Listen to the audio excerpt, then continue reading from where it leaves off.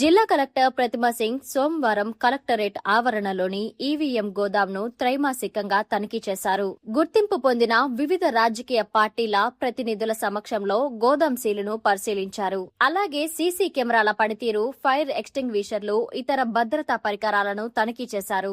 గోదాం వద్ద పోలీస్ బందోబస్తు, భద్రతా రిజిస్టర్లు, సందర్శకుల నమోదు పుస్తకాలను కూడా పరిశీలించి భద్రతా సిబ్బందికి పలు సూచనలు జారీ చేశారు. ఈ సందర్భంగా కలెక్టర్ ప్రతిమా సింగ్ మాట్లాడుతూ భారత ఎన్నికల సంఘం మార్గదర్శకాల మేరకు ఈవీఎంలు, వీవీప్యాట్ల భద్రతకు అత్యంత ప్రాధాన్యత ఇస్తున్నామని తెలిపారు. ఎన్నికల ప్రక్రియలో పారదర్శకత కోసం రాజకీయ పార్టీల ప్రతినిధుల సమక్షంలో క్రమం తప్పకుండా తనిఖీలు నిర్వహిస్తున్నామని, ఈవీఎంల భద్రత విషయంలో ఎలాంటి రాజీ ఉండదని స్పష్టం చేశారు.